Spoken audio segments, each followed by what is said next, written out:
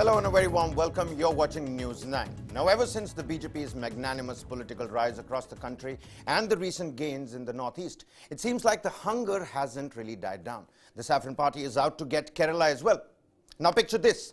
The BJP in 2019 had upped the ante and left pretty much no stone unturned when it came to its political outreach, but was largely unable to make any inroads at all. Away from its success on the national stage, the BJP drew a blank in Kerala despite its aggressive stand on the Sabarimala issue. The Congress in the year 2019 bagged 15 of the state's 20 Lok Sabha seats. Its allies won the other 4. The result was looked at as a doing away of the party's hardcore religious stance. Now together, the two communities of Christians and Muslims, which comprise almost 46% of the state's population, a heavily dominating political demographic in Kerala. The communities are looked at as crucial to crack into a state that has been a power center for the left and the Congress. But this time around, maybe things get a little different, because the Saffron Party, on Prime Minister Narendra Modi's direction, has planned a Sneha Samvad program in Kerala, which is a bid to appease and reach out to the Christians and the Muslims in the state of Kerala. A massive public outreach program that plans to embrace the two key non-Hindu communities. Some 10,000 BJP workers are going to plan to visit various Christian and Muslim households on Easter and Eid. And that's not all. They also plan to call on the minority community to visit Hindu households on Vishu festivals. Even the Home Minister, Amit Shah, speaking at the Vadakumbhanathan temple grounds in Thrissur during the BJP's Jan Shakti rally, asked the people of Kerala to give BJP a chance. Take a look at that. पूरी दुनिया कम्युनिस्टों को reject कर चुकी है और पूरा देश कांग्रेस को रिजेक्ट कर चुका है। भारतीय जनता पार्टी को मौका देंगे। हम केरल और भारत दोनों को विकसित, सुरक्षित और आगे बढ़ाने का काम करेंगे। But even as we look up to these crucial upcoming elections and ahead of the 2024 general elections, what about the party's bad past in the state? It is still in the process of catching up. Its stymied growth, the many incidents of communal clash between the right and the left, the Sabarimala issue, or will the huge outreach program, the brainchild of PM Narendra Modi, bear any fruit at all? To speak more on this, joining me in the studio are my colleagues Kartike Sharma and Brijesh Pandey. Kartike, first over to you. How are you looking at this Sneha Samvad? Is the timing, one has to be inquisitive and look at the timing, whether it's suspect, or is it really about pyar and mohabbat? Well, Sneha Samvad is a word given by Bharatiya Janata Party. I think pyar and mohabbat is, I would say, a bit of a stretch. The real issue which faces BJP in Kerala is that it has not been able to create a caste consolidation. Hindutva's politics always has a caste consolidation. It has a social base. So in that context, when we talk about hard Hindu politics, or if we talk about BJP's right-wing politics, it is married to the social complexities of Indian life, which is caste, which is religion, which is region, and national sentiment. For example, and I'll bring the conversation to Kerala, when BJP started to assert itself as a party in post-Jan Sangh avatar, it didn't get votes from Yadavs, it was not getting votes from the SC community, it was not drawing vote from tribal community. It made deep consolidation in OBC. Even within the OBC, the leadership of Jat and Yadavs, which were dominant OBCs, was not with Bharatiya Janata Party. They concentrated with the Lodh community. Now, in this context, I would say, let's go to Karnataka. When BJP started to do well as a party, they consolidated around Lingayat community. In Kerala, since the house is fractured in 3 parts, roughly equally, so I would say that the BJP is unable to stitch up that sort of a consolidation. So I think the policy has changed. They want to bring in voters from Christian community as well. And I think BJP's chances or BJP's ambitions are bolstered by the fact that Christians have been voting for Bharatiya Janata Party. Let's have a long memory. When was the time when BJP came to power in Goa? It was more than 15 years ago under Mr. late Panikkar. BJP has done well in states like Nagaland, states like Mizoram. So obviously you have a community to other and you have a community to adopt. And with that, BJP wants to go further into Kerala, and because Kerala and Tamil Nadu constitute deep south, one has a Dravidian politics, and the other problem is Communist Party is considered to be a Hindu party with the Ezhava base. So BJP wants to override those complexities. Last time with the issue of killing Kannur, they were not able to do it. This time they have a program, and I think Brijesh is better equipped to take us through this Sneha Samvad. Absolutely. I mean, Brijesh, how are you looking at, this particular program, the Sneha Samvad? The party has been banking on the Christian vote. Take a look at the Northeast example as well. What are your first initial thoughts when you look at the program? Well, if you jog back your memory to the National Executive, which was held in Hyderabad, the Prime Minister made a call to reach out to Pasmanda Muslims. Now, that was one call which unsettled many in the party, because their politics primarily focuses on the othering of the Muslims and not taking them inside their political domain.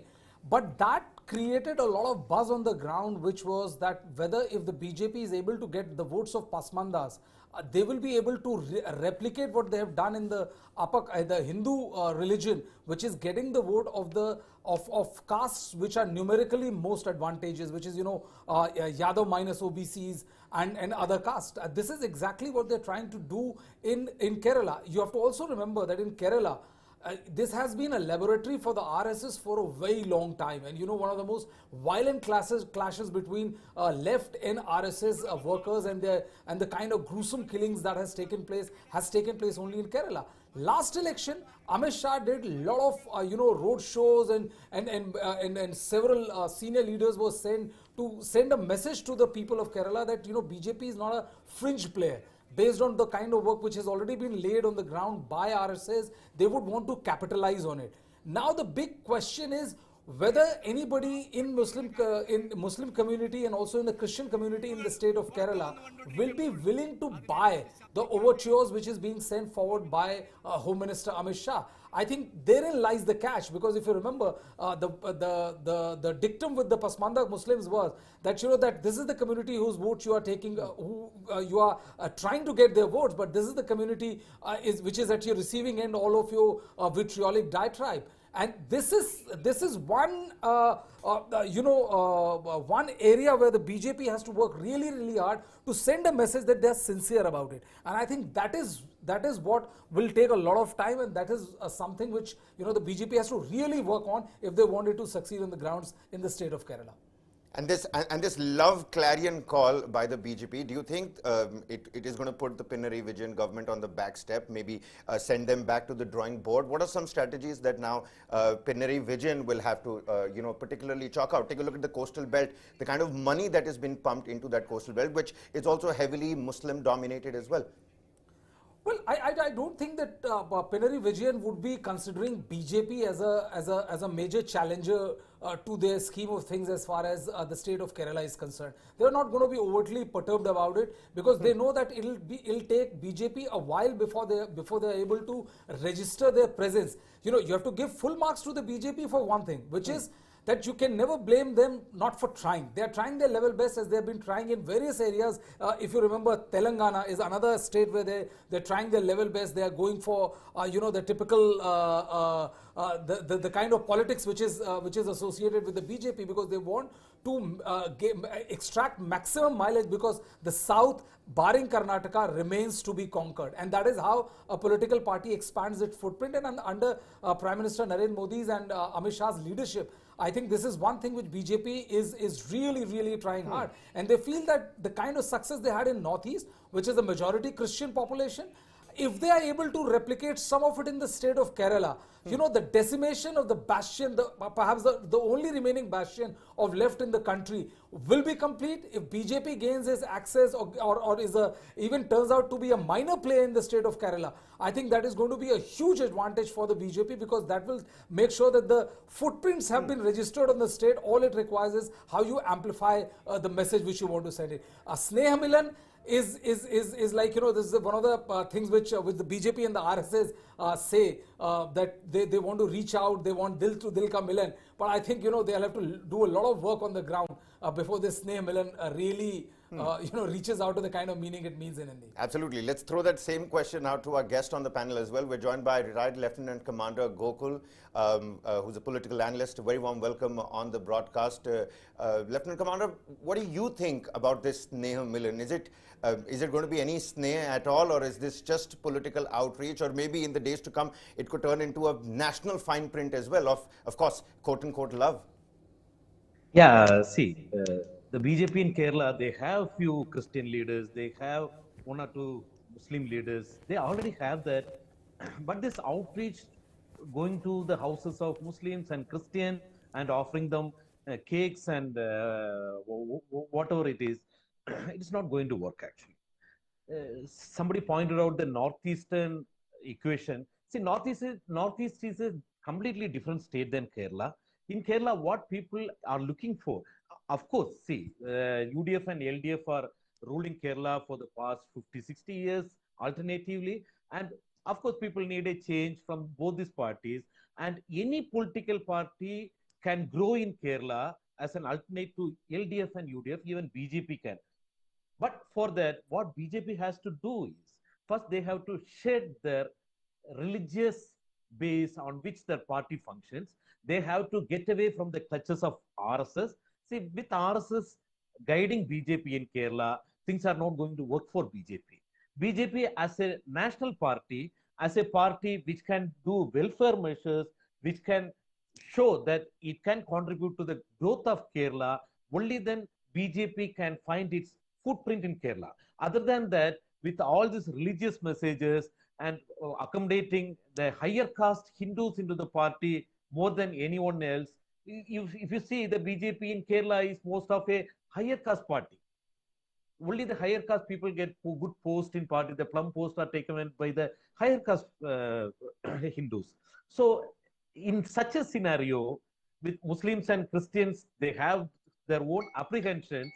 I am very sure that BJP will find it very tough to find to win any seats in Kerala. They might get some votes. There are certain people who think alike of what BJP is thinking. There are Keralites, maybe say 10%, 12%. Beyond that, to win few MP or MLA seats, BJP has to shed this religion. Echoing on that, Lieutenant Commander, Bridget, I think you have a question. Yes, you know, you made a very interesting observation that the BJP has to delink itself from RSS in order to gain prominence in Kerala. Now, this is something which is completely contrarian to the way BJP has been functioning till now. If you look at the state of Northeast, you know, it's the RSS which lays the ground for the BJP to capitalize and make the political gains. Now, why do you make a statement where the BJP has to cut its umbilical cord with the RSS if it wants to make a presence in the state of Kerala? What exactly do you mean by that, sir? See, if you take the history of Kerala, we have seen a lot of political murders. And all these political murders, basically, it is the CPM and RSS. The CPM is equally responsible. I will not say that they are not responsible. The CPM and RSS are equally responsible for the political murders that has happened in Kerala. So RSS as a whole and its outfits, that the sister concerns of RSS are considered by the people as a terror group, or the group which creates tension, which creates communal tension in the state. See, in Kerala, not like our North Indian states, in Kerala, people don't mind much about being a Christian or Muslims, and people till today, touch wood, they are living very peacefully with, they have a harmony between them. So to break this, they will, it takes a lot of time, and all these people together, even the Hindus, I'm not telling only Christians and Muslims consider RSS as aliens, even the Hindus, they consider RSS as a group which promotes terror and which promotes violence. So RSS is seen in such a fashion. So BJP with RSS, then BJP will also be considered as one of the groups which creates communal tension in the state. So BJP has to cut off its, that we are a Hindu party, we stand with Hindus, we are for Hindu Rashtra. First, BJP has to come out of that. See, you know, almost 50% of the state, the population or the voters are Hindus, Mr. and Gokul, that's, yeah. uh, you know, to say that RSS promotes terror, or to say people perceive RSS promotes terror, I think it's a bit of a stretch, you know, to say that, you know, RSS is a body which is part and parcel of India's mainstream, and BJP is an elected government. So I would slightly disagree with you when you say that the people think that way, because if that was the case, then I don't think, sir, BJP would have got 12.31% of vote, whatever it is. My question to you is, do you think that there can be a movement of Ezava community to Bharatiya Janata Party? See, I will answer both the questions. First of all, as I told, the data and the history says the CPM and the RSS are behind all the political murders. Even recently, in the past 1 year, if you see, there are these killings between the SDPI and RSS workers. So the SDPI workers are killed by RSS, the RSS workers are killed by SDPI. So this violence, the RSS is seen as a party or a group which creates this communal tension and which go out for killing their political enemies or the people from other religions. Now, talking about the Ijava community, as I said earlier, if BJP considers that it is a upper caste party, they see even today most of the plum positions in BJP always goes to people from the Nair community, that is the major Nair community, and Ijavas are still, they find it difficult to get into the plum posts of BJP. So until and unless BJP accommodates them, see now the Ijavas, usually they are with the LDF, with CPM, because historically the Ijavas are with CPM and the vote usually goes to CPM and the rest of the votes come to Congress party. Until and unless BJP accommodates Ijavas and you major posts, major good, that is not major, I mean the good organization posts to the Ijava community, otherwise then people are not going to trust you. See, even one of the BDJs, that is one of the group which consists of the Ijavas, the BDJs was supporting Mr. Vellapalli Naresh. This group was supporting, it is part of India and they were supporting BJP from outside. But the Ijavas don't move towards BJP because even today the BJP in Kerala, because of its RSS backing, the Ijavas are considered as foreigners in BJP, or BJP doesn't consider or invites them to their party. So Ijavas moving to BJP as of now doesn't seem possible. All right. We're also joined by Rahul Ishwar, author and activist on the broadcast. A very warm welcome, Rahul. Rahul, we've been talking about this Sneha Samvad, the huge outreach program, BJP trying to, garner strength in Kerala ahead of the 2024 elections and the 2026 elections over there. How fruitful is that going to be? A lot of communities and caste calculus that has been, spoken about, and a lot of, plump posts for the Hizba community in terms of the workers group of the BJP. That is something that we've spoken about. Your quick initial thoughts, and then we'll carry on. Three submissions. One, with due respect to Sri Gokul, who I respect as a political observer, it's offensive to use words like terror in connection with either RSS or BJP. I don't belong to the Sangh, I don't belong to the RSS. But even using a word in association, a strong word like terror in association with RSS or BJP is very offensive. That's very unfortunate. I hope he will reconsider his position. Second, Kerala, for historical reasons, has been a kind of two-party coalition kind of a state where LDF is on one side and UDF is on the other side. And as he rightly pointed out, Kerala has a caste community matrix. For example, nearly 55% of Hindu community is there, 27% plus Muslim community is there, 18 to nearly 19% Christian community is there. This inside Hindu community, or the 55%, nearly 1 crore 80 lakh Hindus, 12 to 14% are Nayars, nearly 22 to 24% are Ijava community, nearly 10% belong to the backward community, especially SC communities. There are other OBC communities, then nearly say 1 to 2% Brahmins, or rather 3 to 5% total forward community community other than Nayars. This has been the caste calculus. Kerala CPM has a very strong presence which has an ideological rooting among people, along with having the Eedava and the backward community there. Congress has historically been a combination of Nayar community, Nasrani or the Christian community, plus when Muslim League comes in, the Nayar Christian Muslim combination was what Congress was looking at.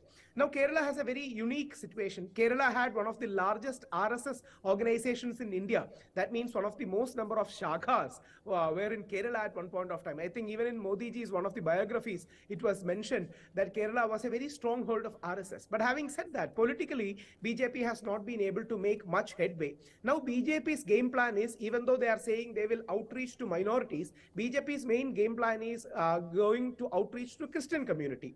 And CPM's outreach plan is going to Muslim community. So what happens to Congress is, Congress will be standing on an everyman's land, which can also be called a no man's land, and Congress will be losing these two communities to different formations. This is what at least BJP and CPM is envisioning. But when a person like Sri Shashi Tharoor is there, who is considered a global citizen from Nayar community, who is equally a great Indian, a great cosmopolitan, he can be a unifying force, especially in the assembly election, which are due in next 3 years. So it's a very, very interesting calculation, but BJP would like to outreach to Christian community first, especially the so-called forward community Christians, which basically means the Syro-Malabar Sabha or the Roman Catholics, and they believe a combination of Nayars plus Nasranis, or broadly speaking, Hindus plus Christians, will get them at least some seats so that they can make a headway.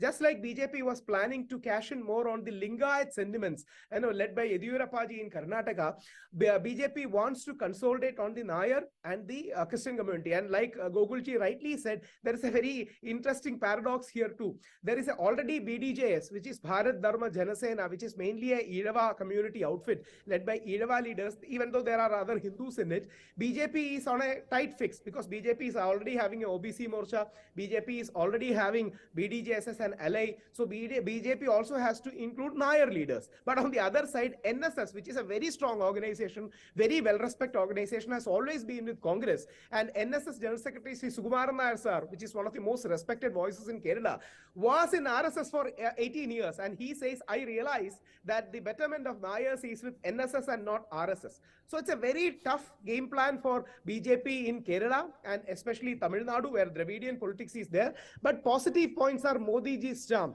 Really, Modi ji is looked upon, especially by the middle class, urban, upper middle class voters in a big way. People like Suresh Gopi, who's a superstar in Malayalam movie industry, can be a great vote catcher. The growing fondness between Christian communities and BJP can be a vote catcher, but Muslim community generally will not vote for BJP. BJP also knows that, not because Muslims hate BJP, but there are many leaders in BJP who are motor mouths, who speak the language of very hardline Islamophobic comments. I support BJP, I vote for Narendra Modi ji, that's a different thing. But there are some leaders, for example, Nalin Kumar Katil in Karnataka, who says, let us forget about road, and the others, let us talk about love jihad.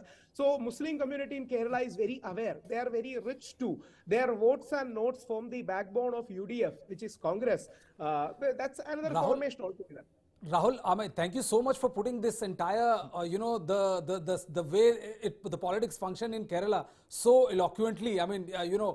Thank you so much for that. But I would want to ask you a question about, how a state which is a population of 55% Hindu, though you explained the entire intricacies of the caste and way, how one community votes for other. And the kind of champion BJP is for when it comes to Hindutva vote in the rest of the country, has not been able to find that kind of resonance on the ground in the state of Kerala. And also the fact that, that RSS has been there for a very long time. They're fighting a bloodied battle with the left, the kind of gruesome murders which are there, which we hear stories about. How is this, how do you explain this mismatch, the statistical mismatch which happens in the state of Kerala?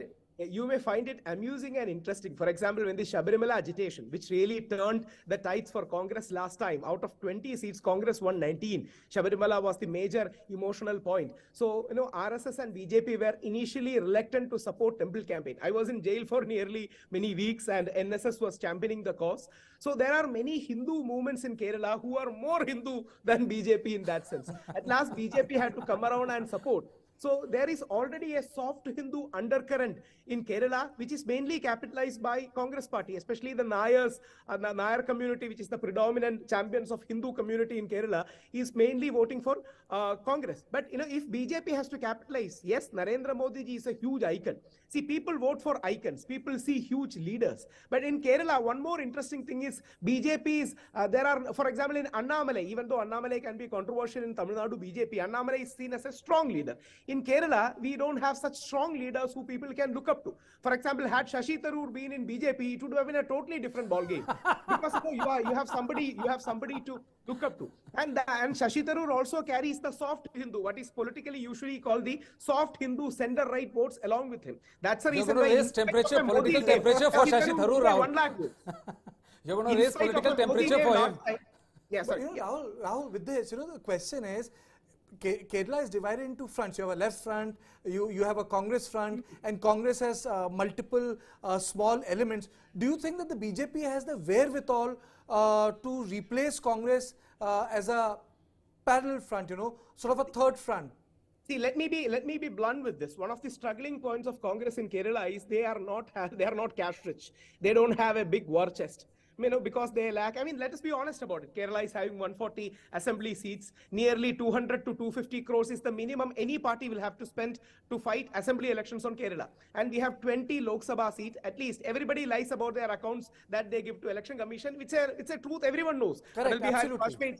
Adal Bihari Vajpayee ji once said, every politician starts their career by writing a lie to election commission regarding their election expenses. It's a given. So, if you have to compete in at least 20 MP or Lok Sabha constituencies, you will have to at least spend around, say, 200.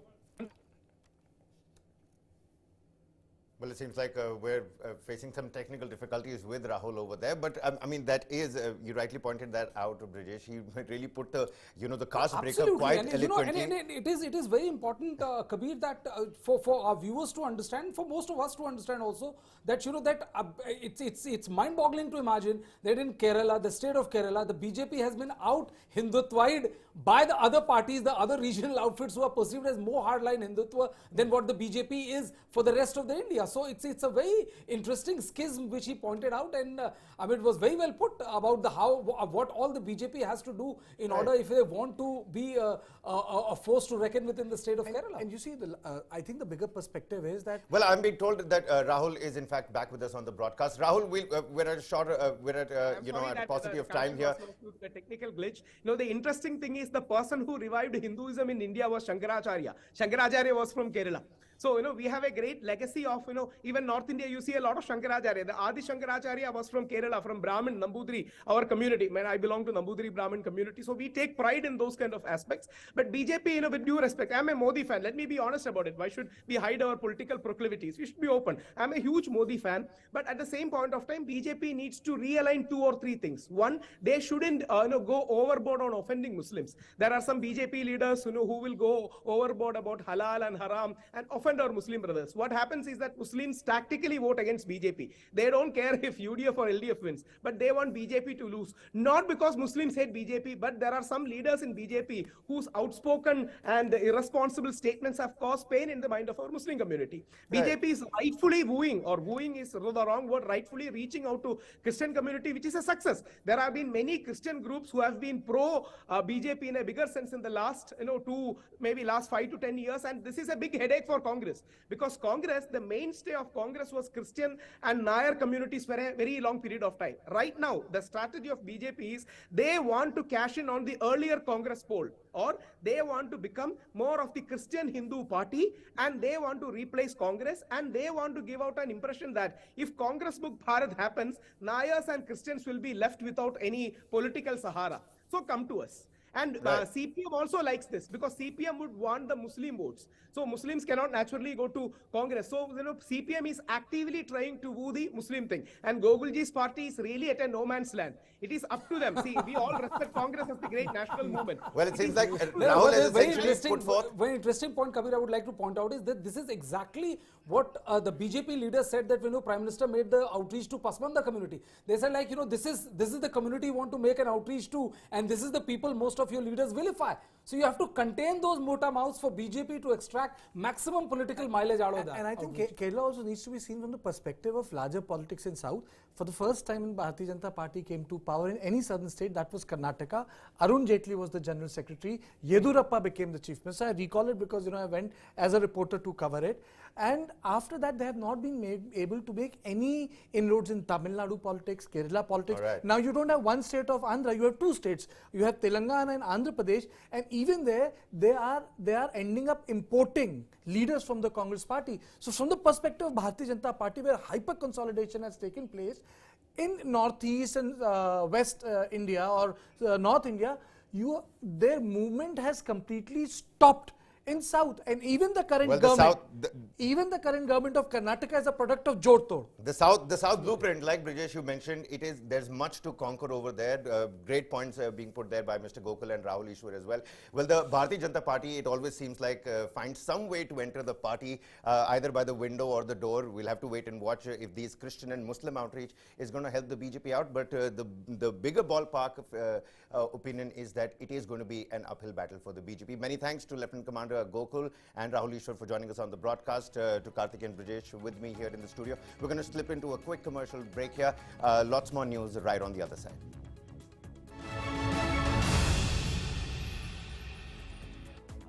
Welcome back. You're watching News 9 with me, Kabir Naqvi. Now, well, let's shift our focus to the Parliament, where it was adjourned on the first day of the post-recess budget session on Monday, and without conducting any business. Because the Bharatiya Janata Party and the opposition MPs in both the houses, the lower and the upper house, continued to tussle over Congress MP Rahul Gandhi's Indian democracy under attack remark that he made in the United Kingdom during his recent visit to the Cambridge. Now, Rahul Gandhi had said in London that the structures of Indian democracy are under a brutal attack, and there is a full-scale assault on the institutions of the country. Thank you very Meanwhile, much. the Defence Minister Rajnath Singh, who's also the deputy leader in the lower house, said that Rahul Gandhi had gone to London to try and discredit India and that he tried to deeply hurt India's honour and prestige. What came next was a major uproar. Members of the Treasury benches now demanding an apology from Rahul Gandhi, while the opposition members are adamant on their demand for a joint parliamentary committee probe into the Adani Hindenburg issue. Meanwhile, bringing Rahul Gandhi's attendance in the parliament, that has come under scrutiny. Union Minister Anurag Thakur, he took a swipe at the Congress party and its leader.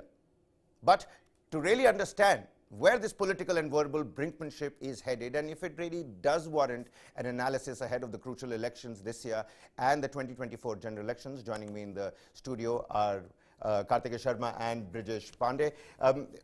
How are you guys looking at Anurag Thakur's, attendance scrutiny that has come into question? We've heard Mallikarjun Kharge say this so many times. We've heard Rahul Gandhi say this so many times. Be it whatever kind of issue, there is just an embargo. We're not allowed to speak in the parliament.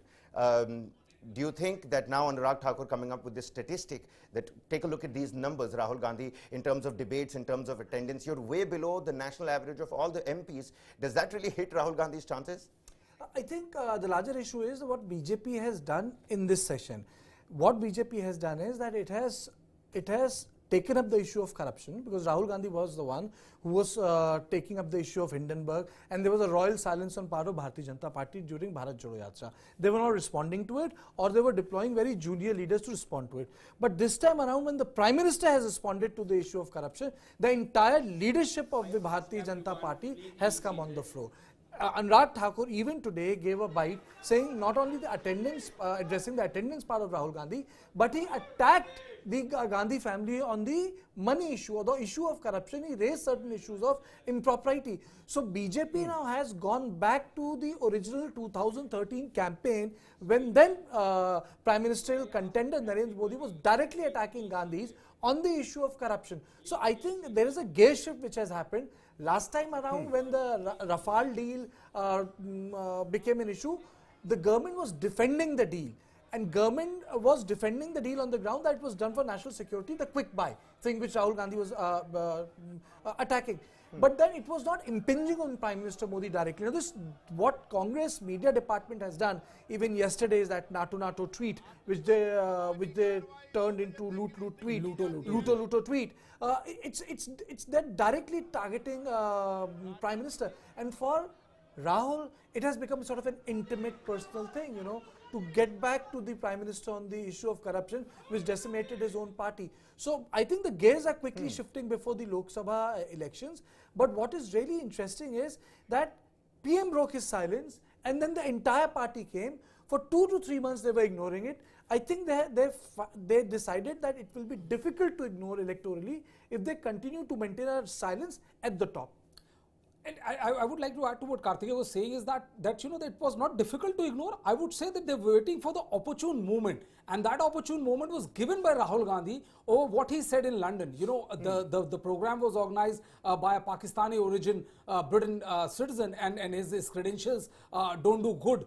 Don't look that good when you compare to the kind of comments which were being made by Congress MP Rahul Gandhi, and the fact also that you know that it would require a special talent to torpedo the kind of gains Rahul Gandhi had accrued during the 3-month-long Bharat Jodo Yatra. Right. You know, there was a degree of positivity about him. People started taking him seriously. There was also, you know, he was addressing basically 2 issues, you know, key to his survival or his rebranding. One was that he was being consistent. The second was that he was being, you know, he was willing to hit the ground, and he was able to do that.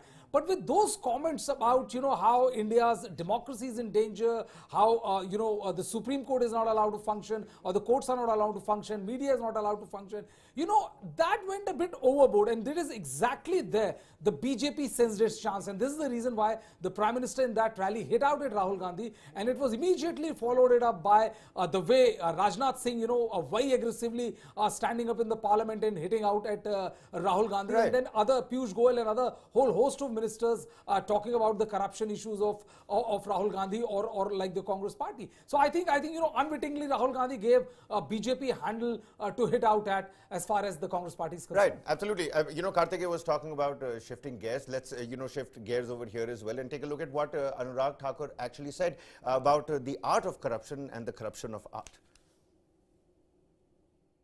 देश से बाहर जाकर आप देश को बदनाम करने का काम करते हो, भारत को दुनिया भर में बदनाम करने का काम करते हो। राहुल जी, आपको तुरंत वापस आकर सदन में, जहां देश से माफी मांगनी चाहिए, सांसदों से, संसद से माफी मांगनी चाहिए, जहां दुनिया भर के देशों में जाकर कहते हैं कि उनको बोलने का अवसर नहीं दिया जाता, अगर देश में एवरेज अटेंडेंस देखी जाए तो उससे भी कम इनकी अटेंडेंस है पार्लियामेंट की। करप्शन एक आर्ट, या आर्ट से करप्शन कैसे हो, ये आर्ट भी कांग्रेस और गांधी परिवार से सीखनी चाहिए। Well, you know, Brijesh was talking about corruption as well. Karthikeya, what do you think? Is it a habit that Rahul Gandhi has sort of like, you know, inculcated? He, you know, Brijesh spoke about his consistency and the hard work that he put in over 3 months. And just with a slight, you know, wrong step, a wrong footing, he just hurts all his chances, shoots himself in the foot. Is it a habit that he's sort of like now inculcated? No, I think he's consistent with his inconsistencies. For example, the parliament session has started and Rahul Gandhi is missing in action. Rahul Gandhi's agenda has derailed the second part of the budget session. He has raised issues in such intimate way that he has forced the entire government to actually disrupt the proceedings of the parliament so that they can attack Rahul Gandhi. But Mr. Gandhi himself is not there. So, you know, that's very consistent. Mr. Gandhi, ask any spokesperson whereabouts of Mr. Gandhi, I think you will end up with the answer, no, we don't know. Issue is he in UK? Has he come back? If he's in India, what is he doing? So he's not there. So Mr. Gandhi is all power without responsibility even today. You know, he set the agenda for the Congress party, but he is not the president of the Congress party. And this issue continues to impinge. Now, broadly, we have to understand that whatever is being done and said in Parliament today is being used like a prep for Lok Sabha elections. Lok Sabha elections are 1 year, is roughly more than a year away. But then you have 7 assembly elections. You have Karnataka, you have Madhya Pradesh, you have Chhattisgarh, you have Rajasthan, you'll have elections in Mizoram. And these are mood-defining elections. In fact, in 2003, when BJP won all the 3 elections, they felt they were sweeping the country. So Vajpayee ji called the elections 6 months before the slated line. Instead of October, the elections happened in the harsh summers of May, and BJP lost it. So everything is being done to test different issues at different political water. Here what is happening is that corruption is making a direct comeback. But the only irony is, which both me and Brijesh were discussing yesterday, Congress wins elections on issues on social plank. They win elections on the issue like old pension scheme. They win elections on doing away with farmer loan, which got them 2009 Lok Sabha election. But then they go back to something which doesn't give them political dividend, and it stems from Mr. Gandhi directly. See, there's also one very interesting thing is, like, that we have seen how regional parties have made their entry and how they're very solidifying their base in most of the states, like Mamata Banerjee in West Bengal, Arvind Kejriwal in Delhi, Odisha, we have seen Naveen Patnaik seems for ages, and so on and so forth. Even in the Congress party, it's the regional satraps which are winning the states for the party, and not the central leadership which is winning the state for them. And how crucial is that? What we saw when the Congress party tried to oust Ashok Gehlot from the post of Chief Minister in Rajasthan and tried to appoint Sachin Pilot. It was a very bad self-goal any political party could do, because you attempted the change without factoring in all the local considerations, and then you were nothing but embarrassed, and then you have to swallow the humiliation and move forward. The same is the case with Karnataka. So I think it's a very perfect time for the central leadership to reassess where exactly they stand and what is the equation with the regional parties. I mean, if you talk to people off camera, they will say that it's the more Rahul Gandhi stays away in Delhi, away from the states where elections are happening, we are more than happy with it. The same is the case in Mumbai, the same is the case with Karnataka, Rajasthan. So you name the state, 50% of the leaders will be echoing the similar sentiment. So I think, Rahul Gandhi has to keep on reinventing himself like the way he did during the Bharat Jodo Yatra, which also belied his claim, Kabir, that, that media doesn't cover him. Bharat Jodo Yatra got a lot of positive press coverage, and, many people, we in our program also covered a lot of his things, and how, it was actually for the first time projecting Rahul Gandhi as a serious challenger, and as somebody who's willing to walk the talk. But again, in a flash of second, all that has been kind of virtually undone, and now they are basically batting at a pitch where the BJP is at its strongest, which is the nationalist plank. Right, the social media power of the Congress was something that was, put at power with the BJPs during the Bharat Jodo Yatra. And I mean, funnily, that's maybe why the Bharat Jodo Yatra did not traverse through the northeast, trying to keep Rahul Gandhi away from those, election-bound states at that point in time. But the instances that you're talking about, the recent CWC meet that has happened, Mallikarjun Kharge, who's now at the helm of affairs, how does that translate in terms of the confidence of the party workers across, the length and breadth of the country with these minor and minute what do you call them, losses, like the remark that he made in the United Kingdom, and the drawback and the right kind of flag that he's facing here back home? See, one thing which you have to understand very, very clearly is that, if you want to be a leader, you have to behave like a leader. You may like Prime Minister Narendra Modi, you may not like Prime Minister Narendra Modi. That's absolutely all right. As an individual, everybody has a right to like people or dislike people. But if you view him from the cadre's point of view, even in states where they have zero presence, the leader is there, the topmost leadership is there, going along with the cadre, which enthuses cadre. Win or loss is another thing, but they will remain committed for the party. We saw a glimpse of that during the Bharat Jodo Yatra, and it was, I think, very smartly kept away from the states which were going to polls, because you can't do wonders in states with just a visit or just a yatra. It would have perhaps dented the entire yatra. But the point is that you cannot be consistent for 3 months and then be inconsistent for 2 days, which would virtually undo what all good you have done. You have to be consistent for a very long period of time to effect a complete turnaround. And unfortunately, that is not happening. And until unless that happens, like the state of Rajasthan, that is a state which is going to go to polls in next 6 months. What exactly are you doing there? Your two powerful regional leaders, Sachin Pilot and Ashok Gehlot, are at loggerheads, and there seems to be no attempt or no scheme of things which has been put on the ground to bury the hatchet and fight the election. Everybody is trying to extract maximum advantage. Same is the case with Chhattisgarh. So it's very, you can blame BJP, you can blame media, you can blame judiciary, you can blame God, whosoever you want to blame. But the unfortunate aspect is that you're not willing to look at where exactly the blame lies. And the blame lies with Mr. Rahul Gandhi and the senior party leaders who are not able to, to walk the talk, to effect the change with the same degree of cruelty, if I may use the word, which BJP does. When one fell swoop, you change the entire cabinet in Gujarat, the chief minister, everybody changes. And look at the result which they got. It has been the highest number of seats the BJP ever won in the state of Gujarat. So that is how you have to be very, very, cruel about it if you want to effect a change.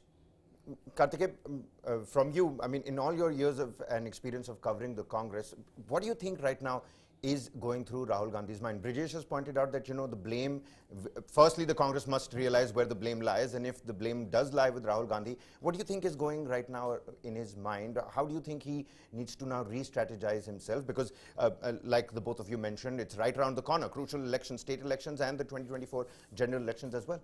I think Congress party from 2000, I would say 9 onwards, I'll give you the big picture, is grappling with a leader who has not been able to establish himself nationally, who has not been able to counter Modi. And then you had the internal problem of succession within the Congress party, and you had the G23. So the whole outlook of the Congress party has become inward looking. It's like power struggle within. Gandhis was supposed to be the glue which binds the Congress party together. But instead of that, Gandhis became the faction. And you had other factions. Now the Congress party, there's people associated with Sonia, now people associated with Rahul Gandhi, then there's a team of Priyanka Gandhi, then you have a Congress president who has his own team, Mallikarjun Kharge. So it has become like a Mughal Darbar, a weak Mughal Darbar, where satraps are fighting between them. So the larger outlook is not outward. The outlook has become inward. And then I think there's also lack of political sophistication. The goof-ups don't happen like that. 3 states har gaye. Mallikarjun Kharge is the president of the Congress party. And BJP was able to whip up this issue so elegantly that, these are not small states, Prime Minister landed up there. So what have you done? You have not only lost the states, but after losing the states, you get whipped by the winner also for choosing wrong words. So I think there might be a time, Kabir, when we'll be discussing post-Congress, like modernism and post-modernism. I think there will be a time, there will be something called post-Congress. Because the way they are working out right now, they even fritter away the gains they have made, like Bharat Jodo Yatra. So the larger problem here is that you have a parliament which doesn't function. You have a Congress party which is losing its presence in Rajya Sabha.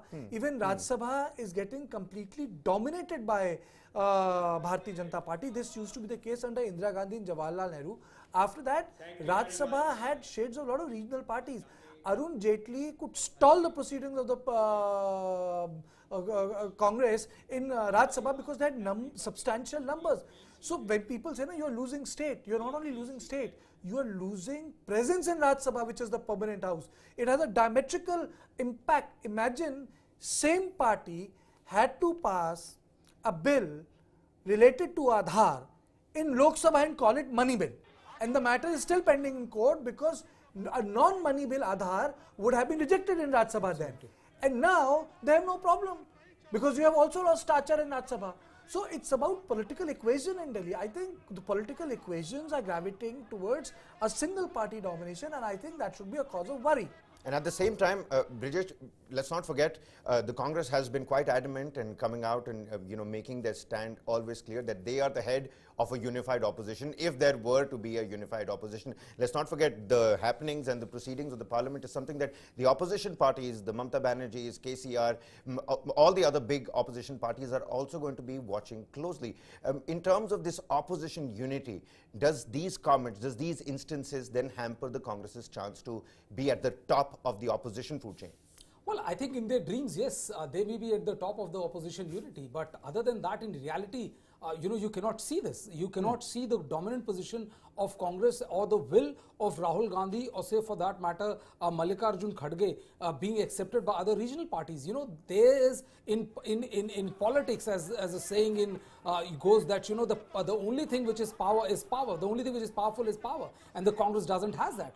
They don't have the political heft of, say, an Ahmed Patel, you know, who if he would call any other regional leaders, they would immediately listen to him. Nobody takes it. I mean, you know, an Akhilesh Yadav or say a Tejasvi Yadav can say that, you know, Rahul Gandhi is free to decide what he wants to do. This clearly shows the kind of confidence opposition parties has as far as the confidence in the stature of Rahul Gandhi is concerned. See, the most important thing is, and this is something which the Congress has not been able to get off the block or to achieve, is that the Congress has to win states in order to gain political legitimacy.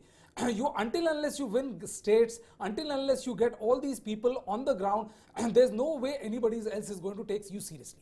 And these regional satraps that you spoke about, Karthikeya, do you think in the long run, at least for the near future, they might still come in handy for the Congress, even as the Congress tries to, you know? I think, you know, regional satraps will have a role, regional satraps will have a place, and regional satraps will be independent of the Congress party.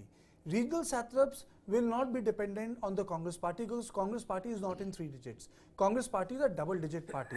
It's very difficult for a double-digit party to behave like a big brother. A double-digit party will be treated like an equal brother. You know, it's you know, you're not going to get that respect. BJP, once it got 121 party, was then it began to create gravitas. Before that, with 89 seats, it was isolated in Lok Sabha with LK Adani as leader of opposition.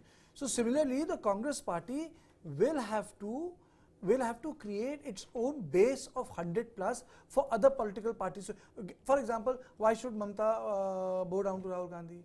What does Jagan Mohan Reddy has to gain? What does KCN has to gain? Why should Stalin be a sort of a subordinate partner?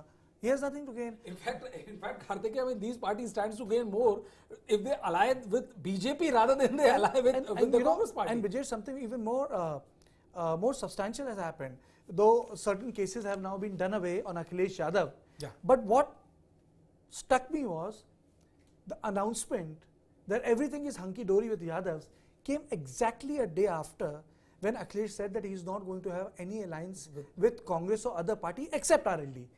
So he has accommodated RLD. And RS is also paying respect to Mulayam Singh Yadav and Chaudhry Charan Singh, because Jayant Chaudhry was being actively wooed by BJP, but he didn't go. He felt that, you know, this is the safe place to park himself. So the Congress being cornered is actually a possibility as well? It's not being cornered. It's not a possibility. It isolated. It's completely Congress isolated. Is not cornered. Congress is isolated. BJP's tactic is to keep the opposition fractured.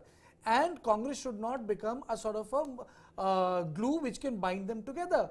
And then after that statement, because if Akhilesh Yadav decides to field a candidate in Raebareli, I can give it to you in writing that the Congress will not be able to win that seat. Absolutely. Because that seat has a substantial Muslim population in the area of Jayas, and you have a lot of Shia population there in the area of Jayas. So Congress candidate, if Sonia Gandhi contests, will find it very, very difficult to retain that seat in this environment. So Akhilesh Yadav saying that, and then the family getting a clean sheet, was something which struck me, which means that if all satraps decide that they are going to go alone, BJP would prefer it. They would rather deal with 15 feudatories rather than one combined opposition. It suits them. Congress can have again 65 seats or 64 seats. Rahul Gandhi can become leader of opposition. After 10 years, we'll have a LOP chief proper, because right now the person who heads the Congress party is leader of the largest party in Lok Sabha. He is not the leader of the opposition.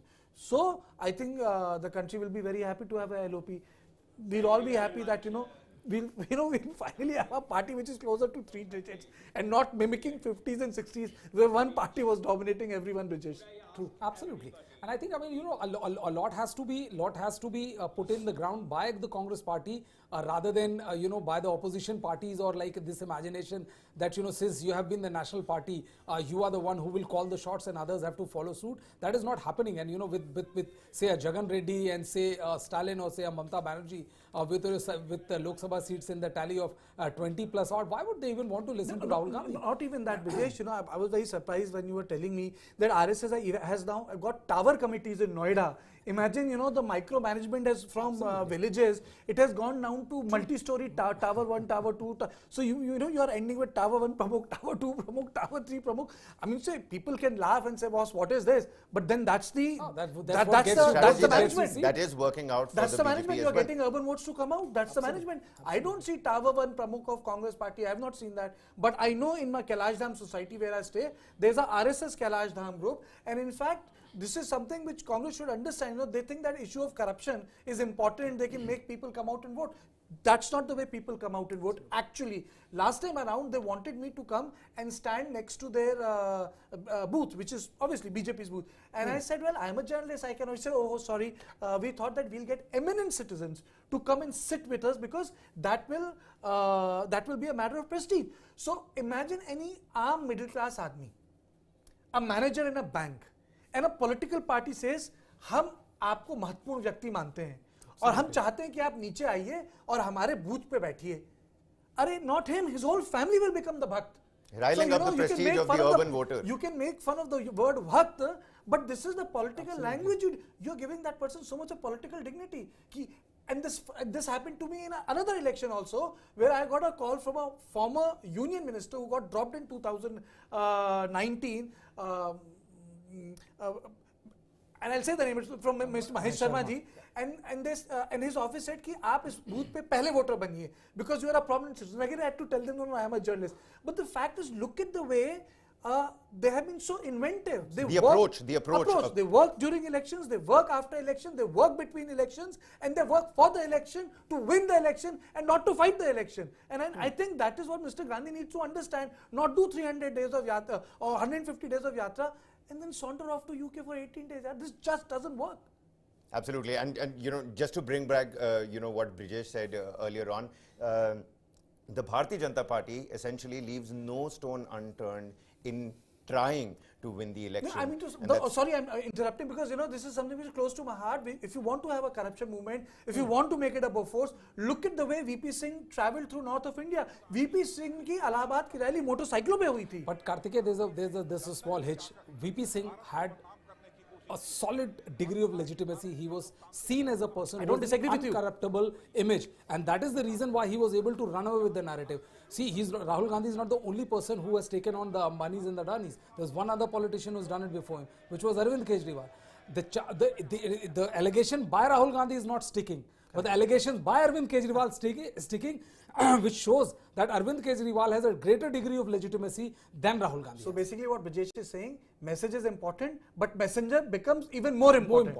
Absolutely. Absolutely. Well, on that note, we're going to wrap this discussion up as well. We'll have to wait and find out what happens to Rahul Gandhi's democracy under attack remark and the proceedings in the parliament ahead of the 2024 elections as well, and the crucial elections that are slated to take place in India this year as well. Many thanks, Brijesh and Kartikeya, for joining me on this discussion. We're going to slip into a quick break. News and updates continue on the other side. Don't go anywhere.